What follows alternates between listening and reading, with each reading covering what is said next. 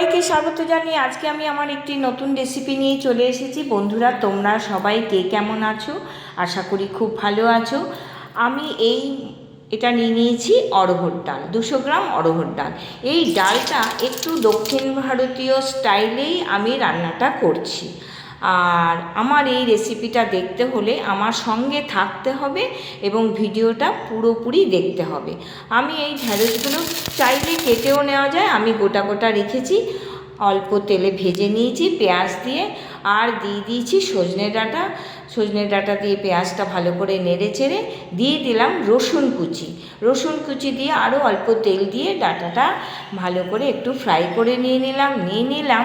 দুটো বড় টমেটো সঙ্গে দিলাম, শুকনো লঙ্কার গুঁড়ো দিয়েছি, হলুদ গুঁড়ো দিয়েছি, লবণ, ভালো করে কষিয়ে নিলাম। এটা দিয়ে ডাঁটাটাকে ভালো করে কষিয়ে নেওয়ার পর ওদিকে আমি ডালটা লবণ আর হলুদ দিয়ে সেদ্ধ করে রেখেছি।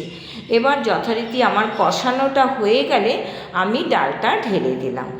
ডালটা ঢেলে দেওয়ার পর আরও কিছুক্ষণ ডালটা ফুটতে দিলাম। দিয়ে দিলাম 5-6টা কাঁচা লঙ্কা চিড়ে। একটু স্পাইসি হবে, কিন্তু ডালটা খেতে কিন্তু অপূর্ব। হ্যাঁ, তো ডাল ভালো করে নেড়ে চেড়ে আর একটু ফুটতে দিলাম। আরও 2-4 মিনিট ফুটে যাওয়ার পর আমার এই ডালটা কিন্তু রেডি হয়ে গেছে।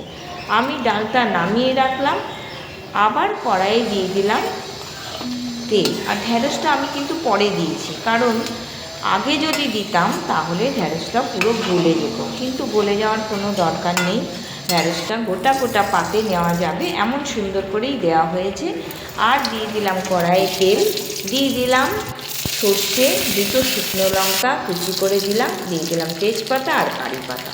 এটা পরে ফোড়নটা দিয়ে দিলাম ডালে।